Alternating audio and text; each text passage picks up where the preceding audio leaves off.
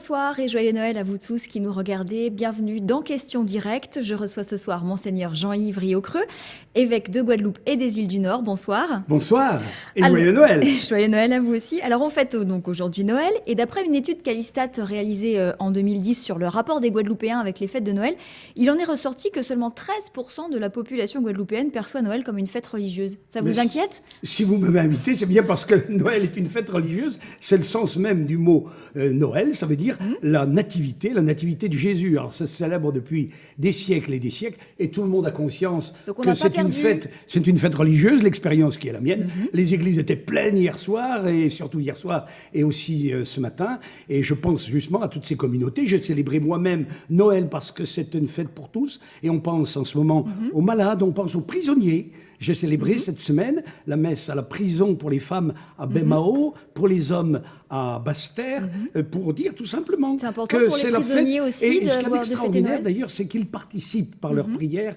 et c'est bouleversant parce que c'est des lieux évidemment très particuliers, mais c'est très, très beau d'être avec eux et je pense surtout aux enfants. Et puis j'ajouterais ça, une autre statistique, c'est intéressant à faire. Combien y a-t-il de crèches dans les maisons des particuliers? Je suis sûr qu'on aura un pourcentage qui est bien sûr au-delà des 13% que vous annoncez. Donc selon vous, les fêtes n'ont pas cédé à la pression consumériste? Oh bien, elle a toujours été, mais d'ailleurs au départ, puisque c'était né le 25 décembre, c'était au solstice d'hiver, bien on a mis sur une fête païenne, la fête chrétienne, qui pour nous est la fête de Dieu qui s'est fait cher. Les rois mages apportaient aussi des cadeaux. Et les rois mages apportent les cadeaux, et pour nous le plus beau cadeau, c'est le cadeau de Dieu qui s'est fait homme. Donc le pouvoir de l'argent ne l'a pas emporté sur les valeurs de partage incarnées par Noël. C'est-à-dire, je dirais que le pouvoir de l'argent, il est toujours là, c'est la tentation. Et on dit d'ailleurs maintenant avec une nouvelle formule dans Notre Père, ne nous laisse pas entrer en tentation, c'est la tentation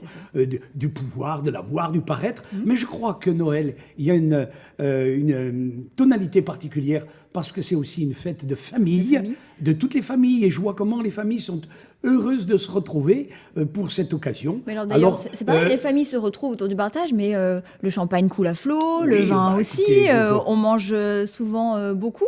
Alors est-ce que là aussi, on ne dépense pas trop pour bien manger à table? Je ne suis pas là pour faire de la morale, je suis là pour annoncer l'évangile et le Christ. Et ce que je constate, que c'est bien de faire la fête, mais toujours avec modération.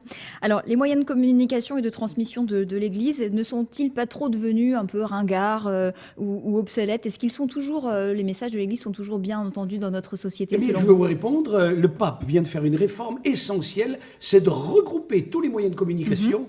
Et savez-vous que le pape est celui qui a le plus grand nombre de followers pour son Twitter, mieux que les présidents de différents pays. Donc l'Église est en train de devenir connectée. Non, ce qui veut dire que lui, c'est pas sa culture, mais pas lui qui tweete. Moi-même non plus, c'est pas ma culture quand on a les cheveux blancs. Vous tweetez pas, vous? Non, je ne tweete pas, mais je communique beaucoup par d'autres moyens, parce que je considère aussi que tweeter, c'est vraiment très court, et ça me permet là de communiquer. Donc et de communiquer par tous les moyens, et je crois que l'Église le fait, ça s'enracine même dans sa tradition. Il y a une phrase qui est dans l'Évangile, qui est pour moi très importante, elle dit que ce message soit véhiculé par-dessus les toits. Eh bien, par-dessus les toits, c'est par tous les moyens.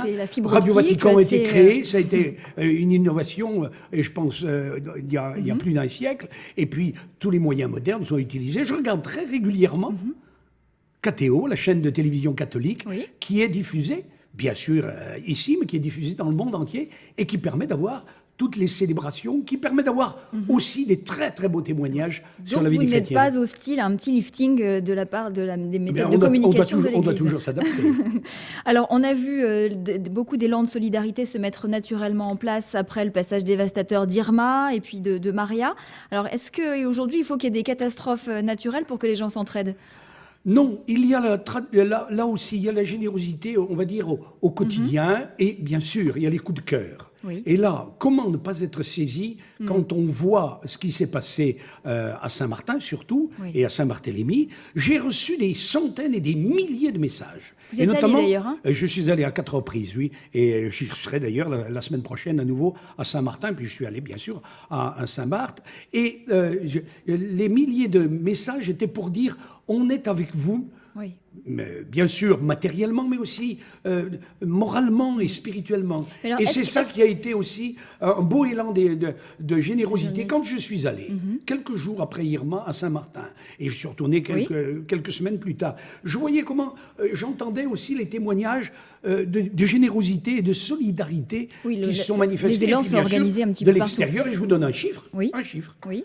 800 000 euros en France, ramassés par le Secours catholique pour aider les plus pauvres. Il y a une équipe permanente du Secours catholique qui fait un très beau travail, comme l'a fait la Croix-Rouge, comme l'a fait Aide aux victimes, les différentes associations. Et pour notre part aussi, sans lancer un appel, j'ai reçu beaucoup de dons. Et Monseigneur Di Falco, qui est là en ce moment même à Saint-Martin, nous a apporté une participation. Lui qui est venu avec les prêtres pour un concert, et il a voulu se manifester. Même en venant physiquement ici pour participer selon vous, à la fête de Noël. Donc les catastrophes naturelles ne poussent pas à perdre la foi. Non. On se dit pas, le ciel nous tombe sur la tête.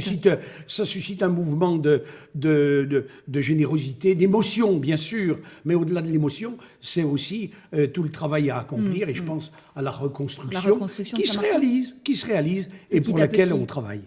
Alors, notre société guadeloupéenne, mais aussi Saint-Martin, sont rongées par le chômage, la délinquance. Alors, est-ce que dans ce contexte un peu triste et sinistre, on peut encore avoir foi en l'avenir ? Bien sûr.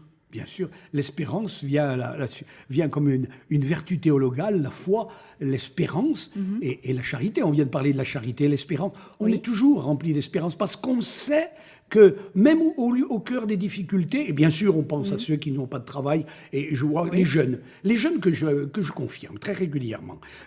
Certains, il y a toujours autant de candidats à la confirmation ? Bien sûr, près de 3000 chaque année, donc ça fait un certain nombre chaque dimanche. Et ils mettent ce qu'ils veulent faire. Et souvent, d'ailleurs, ils mettent des métiers, ils me disent, parce que je veux être infirmière, je veux être médecin pour servir. Ils utilisent ce mot. Et certains me disent, bien, j'irai en métropole, j'irai au Canada. Ça veut dire qu'ils se préparent même à partir de la Guadeloupe. Mais en même temps, bien, c'est la mondialisation qui se réalise. Alors, on est bien triste pour ceux qui sont au chômage. Et j'entends beaucoup de personnes qui me disent leurs difficultés, voire leur détresse. Mais pour nous, l'espérance, c'est la plus forte. Merci beaucoup Jean-Yves Riocreux d'avoir répondu à mes questions dans Questions en direct. Merci. Tout de suite, l'information continue avec le journal de la rédaction d'ATV. Bonne soirée.